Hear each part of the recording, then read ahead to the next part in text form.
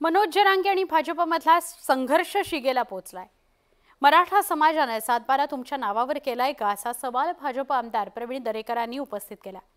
त्यावरून मनोज जरांगे संतप्त झाले। दरेकर भुजबळांची भाषा वापरतायत असा आरोप जरांगेंनी केला।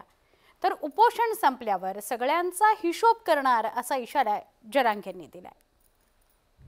आमदारांना गावबंदी, मंत्र्यांना गावबंदी, काय रे महाराष्ट्र तुमच्या सातबाऱ्यावर लिहून दिला काय रे?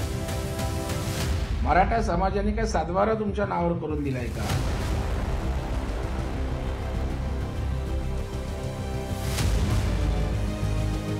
महाराष्ट्राचा सातबारा तुमच्या नावावर केला का असा प्रश्न छगन भुजबळांनी मनोज जरांगेंना विचारला होता।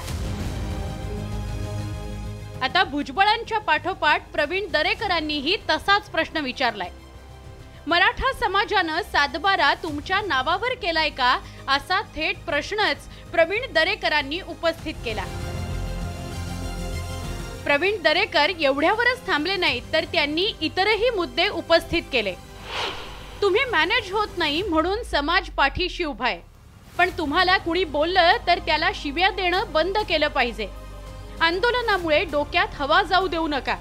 राजकारण करण्यापेक्षा समाजाच्या प्रश्नावर फोकस करा। सरकार मराठा समाजासाठी काय करतंय ते आम्ही दाखवलं। मराठा समाजाच्या प्रश्नी सरकार सकारात्मक आहे। आमच्या मुद्द्यांवर उत्तरं देण्याऐवजी शिवराळ भाषा वापरणं योग्य नाही। आम्ही ही 20 वर्ष राजकारणात आहोत। आम्ही संघर्षातून तयार झालोत। आम्ही उत्तर देऊ शकतो, त्यामुळे हमरी तुमरीची भाषा टाळावी असं प्रवीण दरेकरांनी स्पष्ट केलं। गोल हा भाजप किंवा देवेंद्रजी यांना संपवणं आहे का?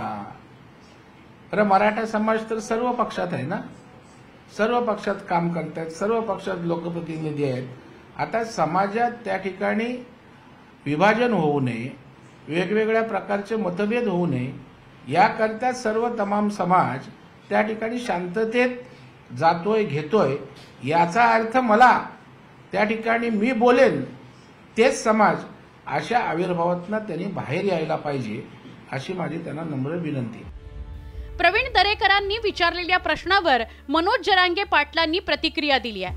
उपोषण केल्यामुळे काय हाल होतात आणि आरक्षण नसल्यामुळे समाजाचे काय हाल होतात याची त्यांना माहिती नसल्याचं जरांगे म्हणाले। झालं वाटतं छगन भुजबळचं त्यांचं रक्त एक, त्याची तीच भाषा होती छगन भुजबळची। घेतलं वाटतं इकत बोलतो मी जरा उपोषण संपलं ना सगळ्याचा हिशोब करतो क्लिअर। उपोषण झाल्यावर मला जर त्रास होतोय, माझ्या समाजासाठी मी उपोषण करतोय आणि तेव्हा माझ्या शरीराला त्रास होतोय याची जाणीव ह्या मराठ्यांच्या नेत्याला नाहीये। मनोज जरांगे पाटलांनी प्रसाद लाड यांच्या टीकेचा गुरुवारी समाचार घेतला होता। त्यानंतर भाजपकडून प्रवीण दरेकर मैदानात उतरले। परिणामी आता मनोज जरांगे आणि प्रवीण दरेकर यांच्यात राजकीय लढाई सुरू झाली आहे। भाजपनेही आता निवडणुकीच्या आधी आक्रमक पवित्रा घेतल्याचं दिसतंय, कारण मराठा आरक्षण आणि मनोज जरांगे फॅक्टर यामुळे लोकसभा निवडणुकीत सत्ताधाऱ्यांना चांगलाच फटका बसला। आता विधानसभा निवडणुकीच्या आधी मनोज जरांगे आरक्षणाच्या मागणीकरता पुन्हा एकदा सक्रिय झाले। जरांगे देवेंद्र फडणवीस यांच्यावर हल्लाबोल करतायत, त्यामुळे भाजपचे नेतेही जरांगेंवर तुटून पडतायत। परिणामी विधानसभा निवडणूक जवळ येत असताना हा संघर्ष तीव्र होणार असल्याचं स्पष्ट झालंय। आता या संघर्षाचे पडसाद लोकसभा निवडणुकीप्रमाणेच विधानसभा निवडणुकीच्या निकालातही उमटतील का असा प्रश्न आहे। Bureau report, news 18 Lokmat.